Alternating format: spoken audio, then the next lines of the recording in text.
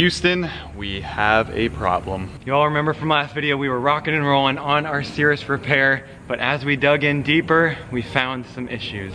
Oh boy, as you guys remember, we got Fish here, our Cirrus expert, and we got a lot of parts out, which these were not here last video. Yeah, these should be in the engine for it to run properly. So we had a cylinder off and we were installing a new cylinder.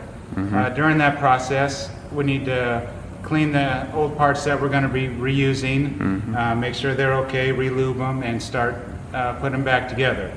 Well, when we removed the lifters out of the cylinder that we were replacing, we noticed a lot of pitting here. There's quite a bit going on. They should look like this. This is the end that actually rides against the camshaft. So this is being pushed up and down at high RPMs several times. This is the other side where the push rod will attach to. They're hydraulic lifters, just like in most cars. But problem being, we're starting to pit.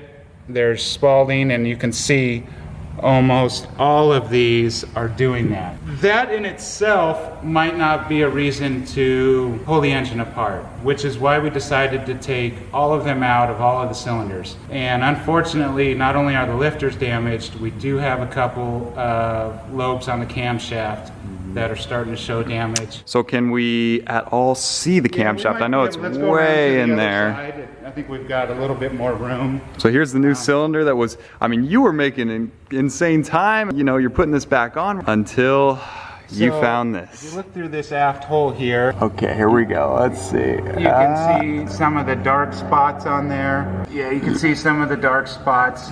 It's gotten hot. Not every lobe is bad, but it only takes one. You start to worry about like metal fatigue issues. Yeah, heating up and failing. And you lose lifters, you lose your rockers, you lose your valves from opening and closing.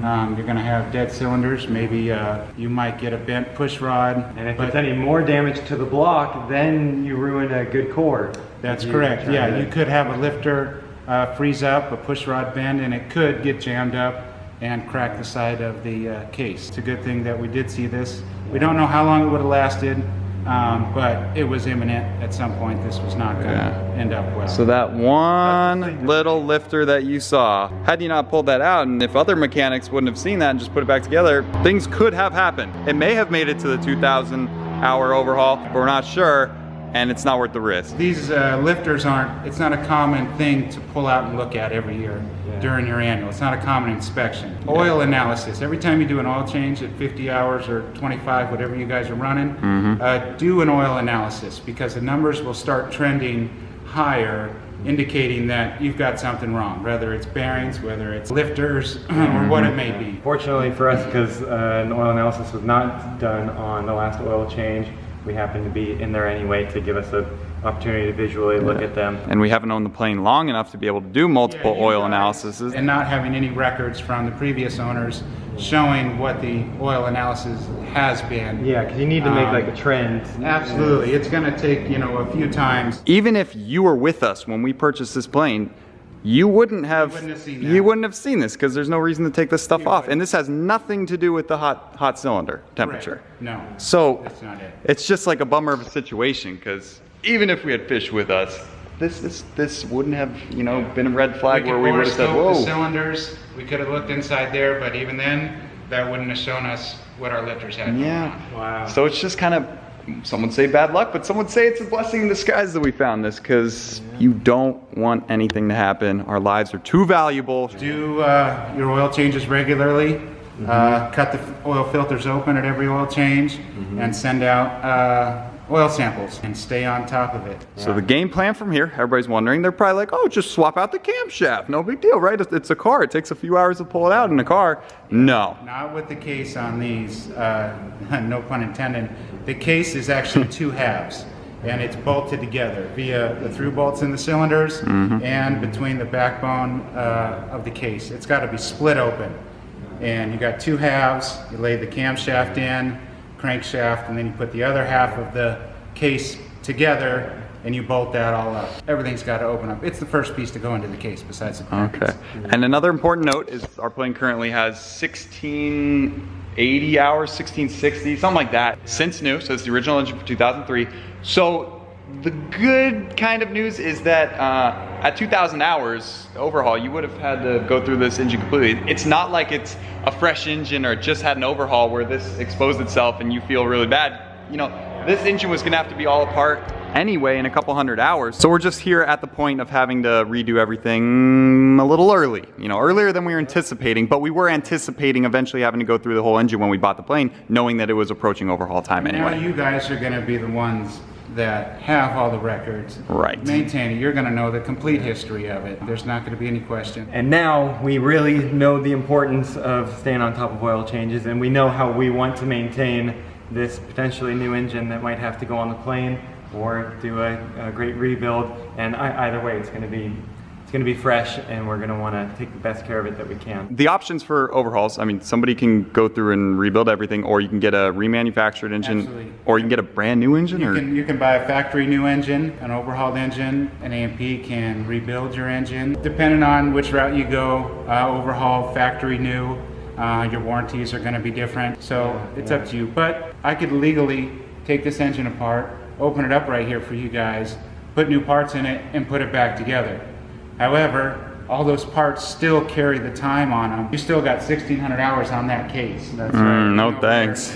Yeah, you're taken into a specialist. They've got all the right equipment to inspect it and certify it as new, 0 time. So after taking all that into account, we ask ourselves, how long do we expect to own this plane? The answer to that is a long time. I think that it's a plane that you don't grow out of too fast. It's got a great cabin and everything. It's not a 2-seater, it's 4-seater, and it's capable of our mission is the main point. Yeah. And so I think that it'll be with us for a long time. Yes. And I know you guys are wondering, if you come from the car world and you have, you know, whatever car you got, you're thinking, oh, full rebuild.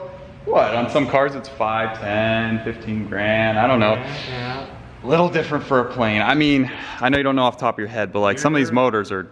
I think this 360, you're probably looking at about 30,000. It's time to do the propeller. It needs an overhaul. So you're probably looking at about another 6,000 for that. And then you've got a few thousand in hoses and accessories that also need to get overhauled. So adding all that up, that's potentially approaching $40,000. Probably Our bank over. account is crying right now. That's why I just maintain them and I don't own them. Oh my goodness. Oh my gosh. Talk about trial by fire. And for 40 grand, you can get like a whole new like McLaren engine or Ferrari engine, and that is so high tech and advanced compared to what some would say is just, oh, a simple flat 6, but there's a lot going on here. So that reminds me about one of our earlier videos that we filmed about pros and cons, pluses and minuses of renting toward our pilot's licenses. But we came to the conclusion that between myself, my brother, maybe other family members getting to use the plane to work toward a pilot's license, to work toward flying, we thought that we could rack up a lot of hours and we might be able to get over that point where this makes the most sense.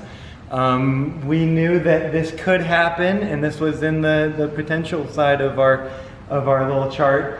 But just a bummer that it happened so soon. And also, guys, if we put 40 grand into making everything perfect here, you know, the value of the plane goes up too. It's now worth more. It's not worth $40,000 more, but some new potential buyer would want a fresh overhaul, and they're willing to pay for that. So it is what it is. A lot different than car modifications. You don't get much of anything out of car modifications. But this plane, if we got to do the new glass that we would love to do someday, and the engine, and get it all in tip-top shape, you can see this same plane, a 2003 SR20, can range from 100 grand to probably nearly 200 grand if it's all gone through. There can be a huge difference, and that's based on how new all the components are. Yep, so we'll still make out okay. Safety first, like we said. So it just wasn't the best luck and timing on our part, but like we said, when we bought the plane, you couldn't have noticed this, so don't blame us. See, this is what you get for buying the cheapest plane. It's like, no, no one probably knew, but it is what it is, like we said. So thank you for the condolences to our bank account in the comment section down below. But we are still moving forward. We are going to get this plane back in the air so we can be making tons of fun videos for you all.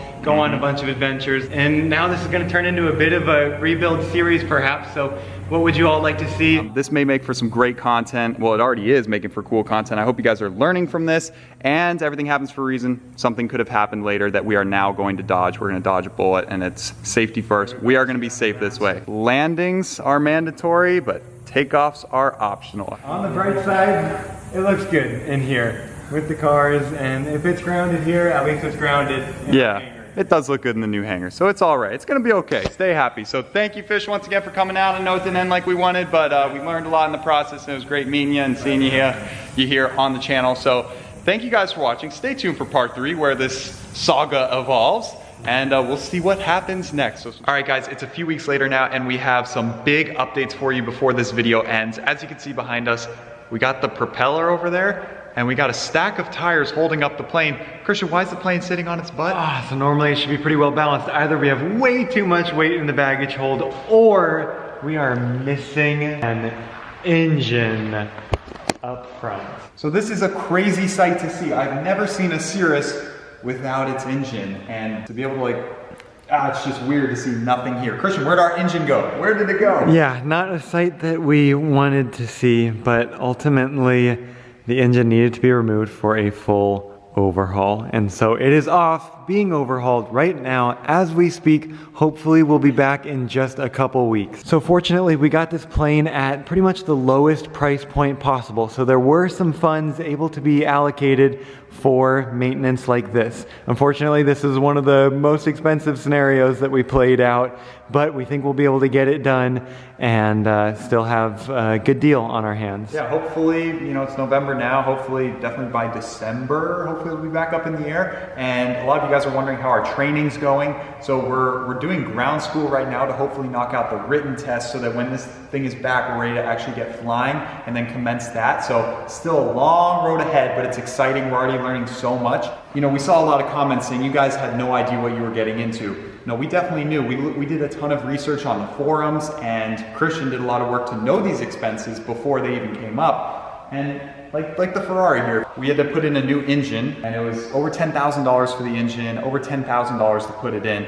So that's a lot of money. So we're used to huge bills. You never want to have to encounter them, but you have to be prepared for them when you own a Cirrus, when you own a plane, when you own a Ferrari, a Lamborghini. So we had to buy that car very right. We did. We bought it for, in the 20s. Right. And so we could afford to put that money into it. And the same goes for this plane. So hopefully when it's all done, we will have, a fresh Cirrus.